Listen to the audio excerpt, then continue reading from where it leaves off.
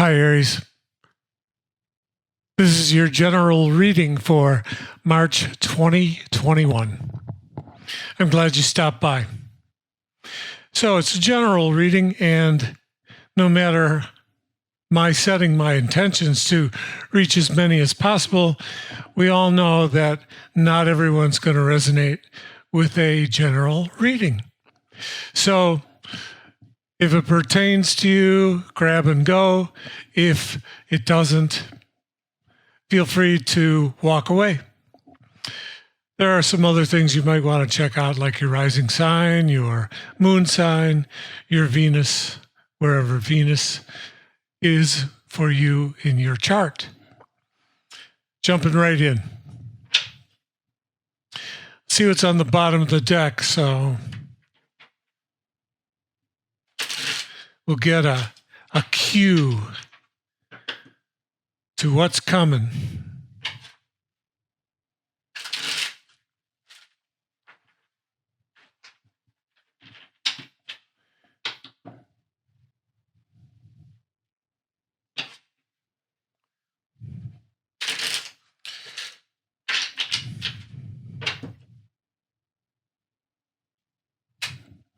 Bottom of the deck.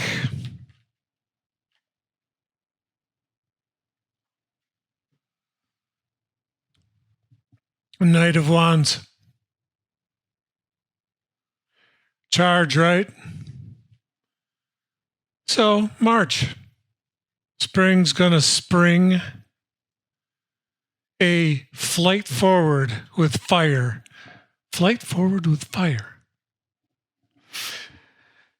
I'm going to start with the yin line today. Yin line for Aries, March 2021, please.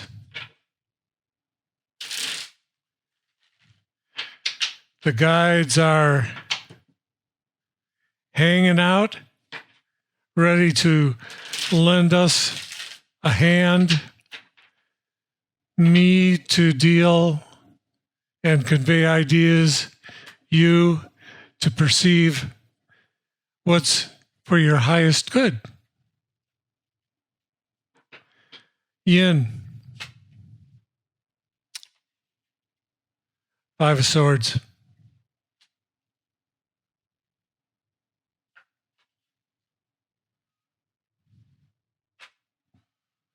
Nine of Wands.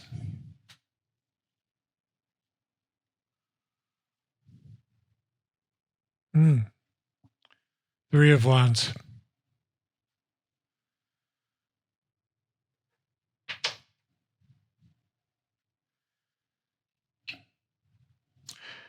So Yin. Starting right here. Nine of Wands. So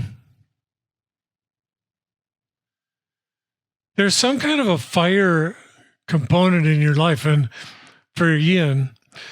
So talking about the Knight of Wands, my question would be, is there a fire sign in your life, either already there or someone you're interested in?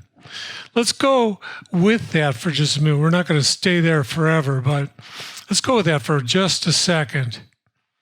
So there's something that in your heart and soul is standing on the threshold. Are you uncertain? If you're uncertain, the only way to get certain is to be willing to take the 9 to the 10. Take it to completion. There's something been itching at your mind, or somehow, there's something ticking away that wants an answer. Take the step. Go to the end. And of course, we all know that the Wands contains somewhat of a flavor of effort needing to be made. But that effort, when it's driven by desire, along with your passion and your inspiration, doesn't feel like effort at all. So the 9's not a bugaboo. The 9 is a time to assess what got you to be that level, that close to completion, and take that minute, think it through, if in terms of a potential partner or a partner that's already in your life, and take it home. Go to the completion.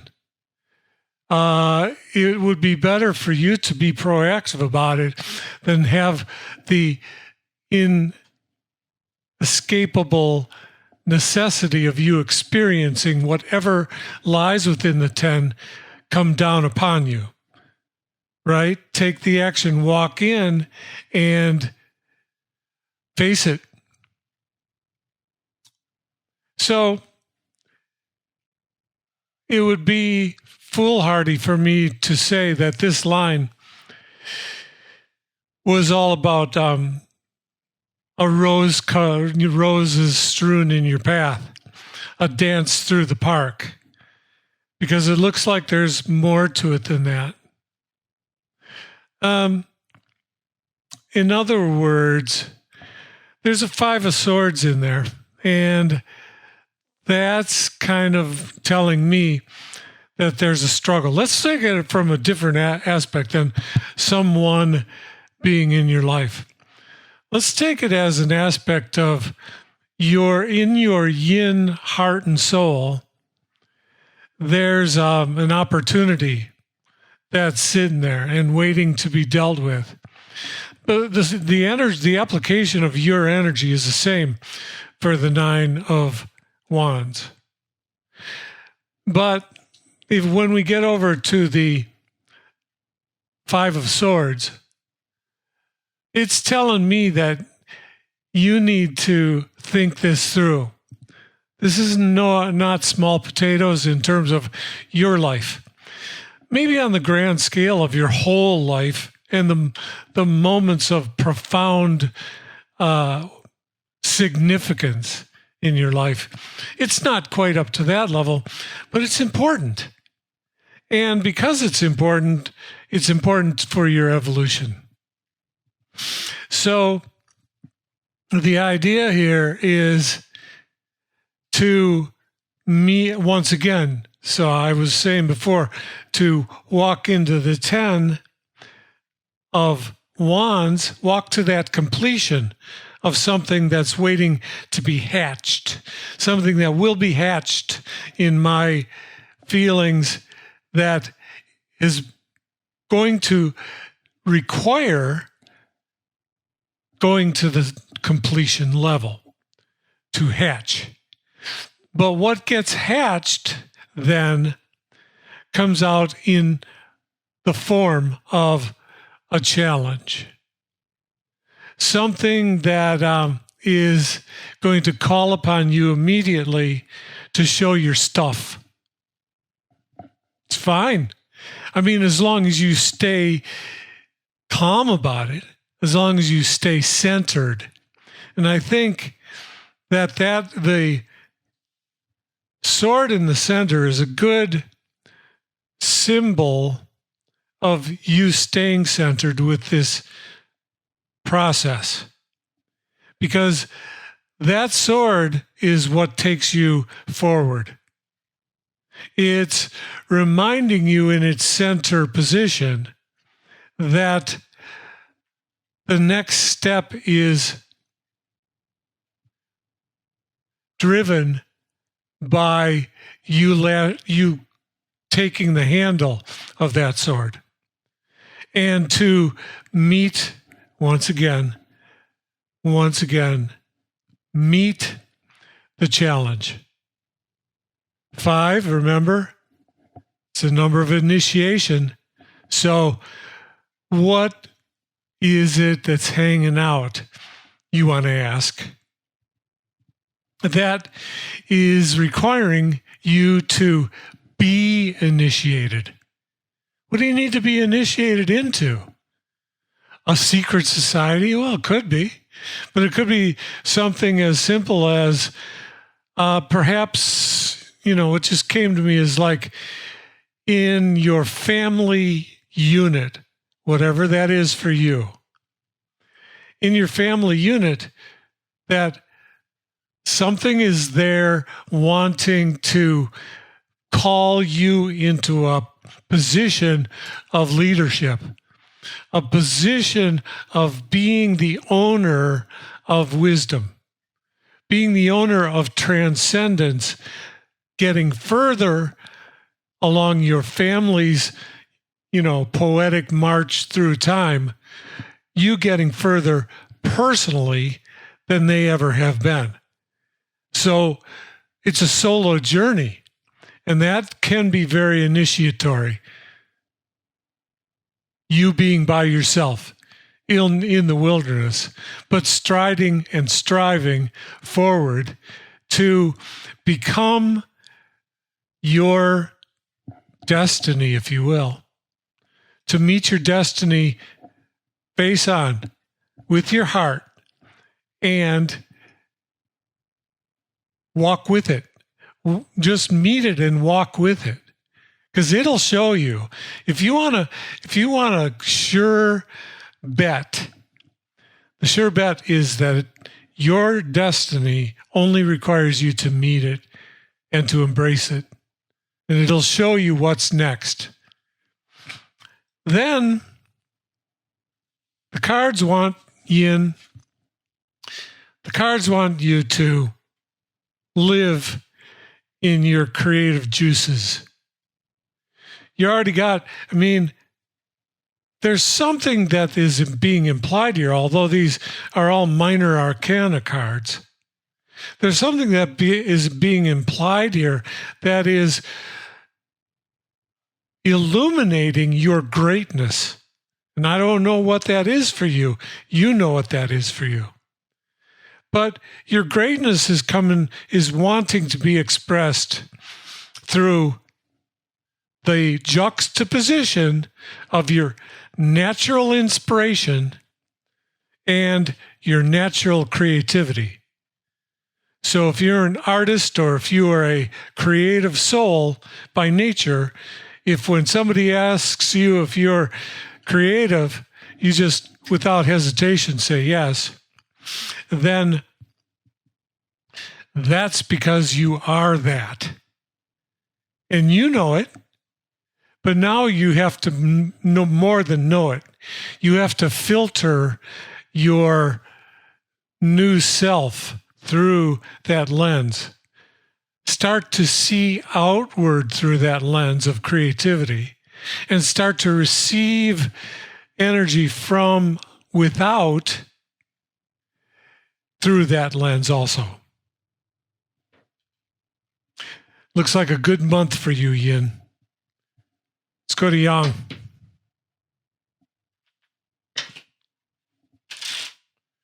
Yang, March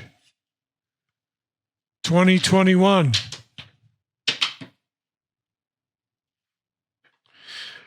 March coming in like a lion and going out like a lamb, right? So it is said.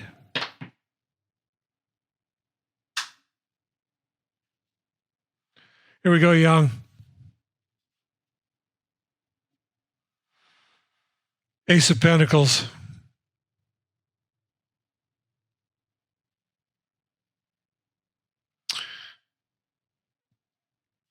Earth meets fire. The Hierophant.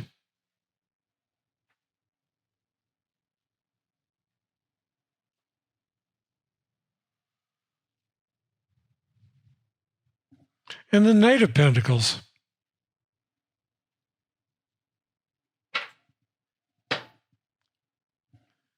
Well, my initial feeling about this was that the Hierophant is creating the environment for your line. So that the overtone here is one of divine inspiration, divine guidance, something that is cause for us to, in general, remember the above part of as above, so below. So we live in this environment, this spiritual environment of as above, so below. But now what's being featured in that is as above. So if you haven't been in contact with that part of your nature, yourself, your inner being that pumps along with the knowledge of that component, then the Hierophant is here to remind you that that's on deck, because that's the key to this line. And it looks to me like something in your life is bursting forth, not bombastically, but with a lot of, let's say, the slice of your life pie right now. A lot of it is concerned with this earthly endeavor, something in your finances or your material goods, your home, your job, your place of business, your place of residence.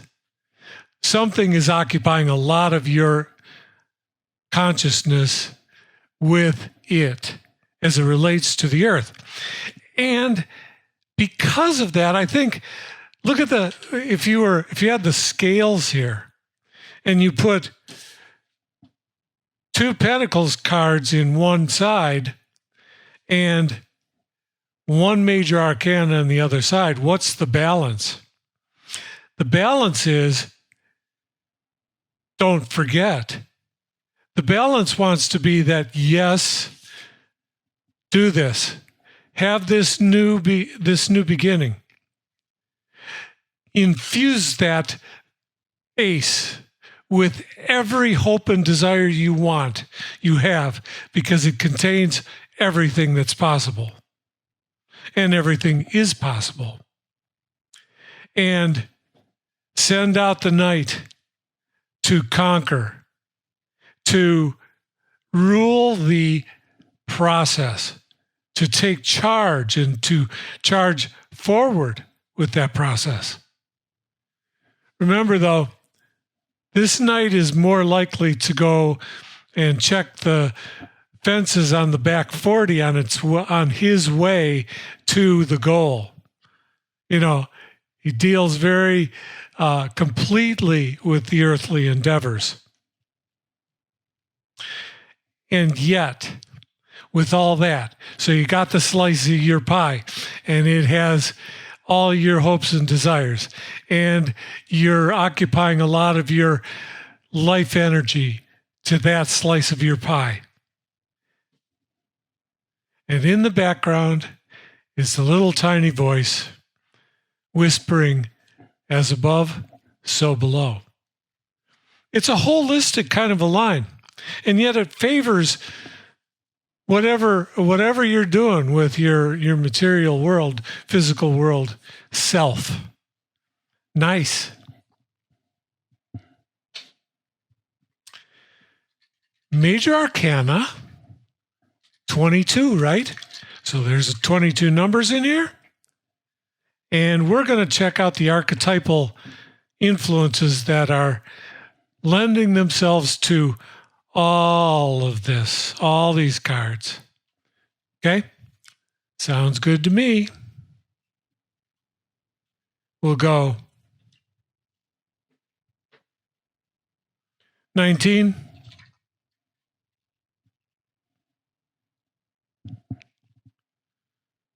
3. Grabbing from the edges today. 5.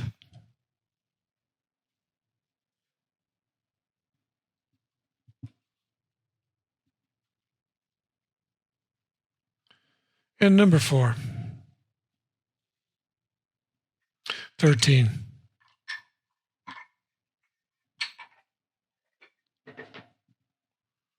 And 22 major arcana cards. Oh, joy.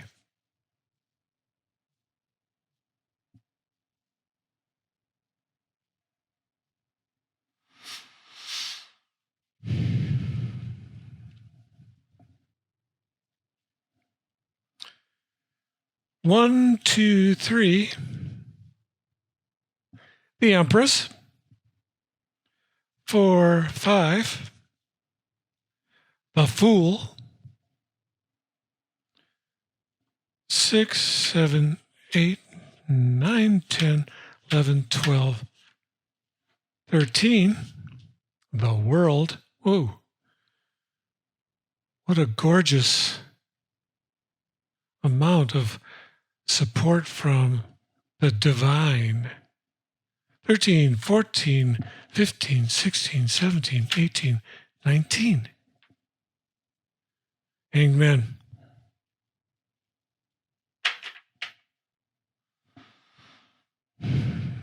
Wow. The word sacrifice certainly just popped forward into my mind on that. So,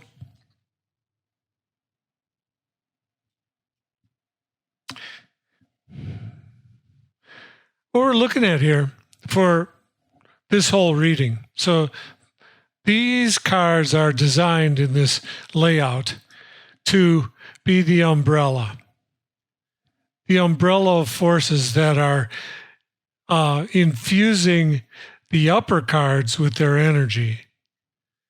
And so the big picture here is that there is some sacrifice required. Something that will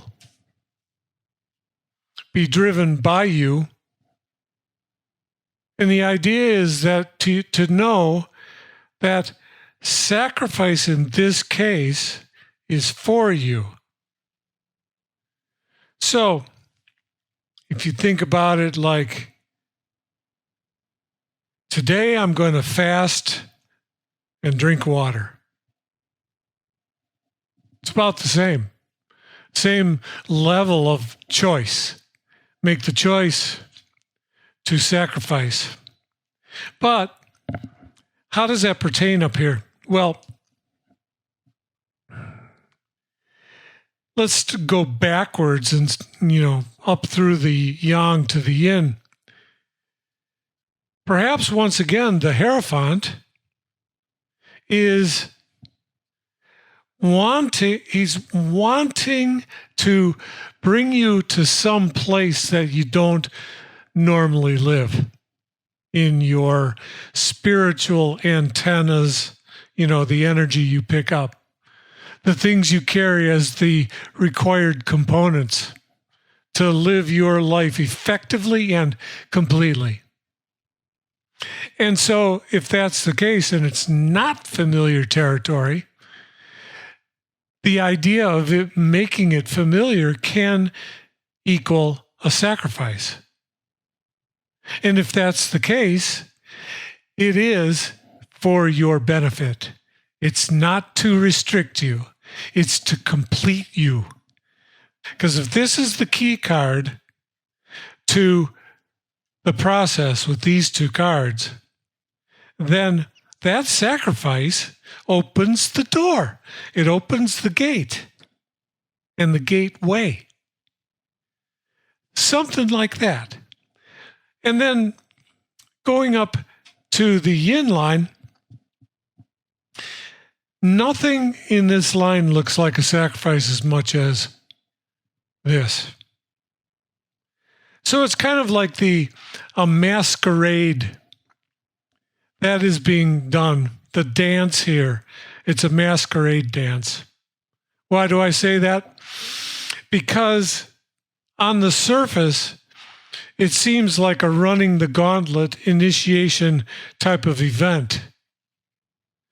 But when you take the mask off, when you take the covering off or the names away, what you end up with is something that is indescribable, that's invisible.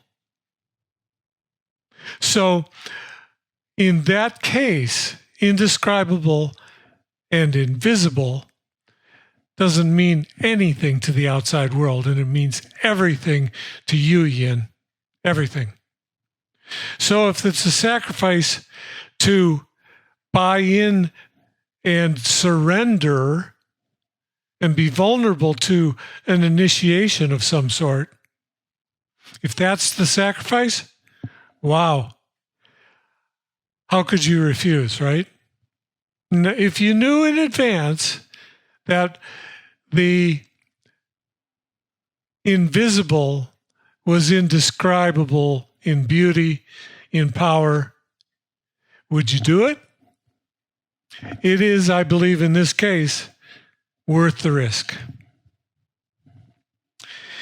Then,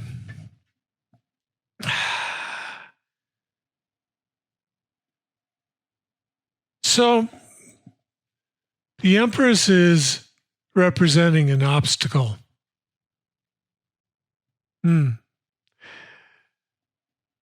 And of course, she's Earth, right?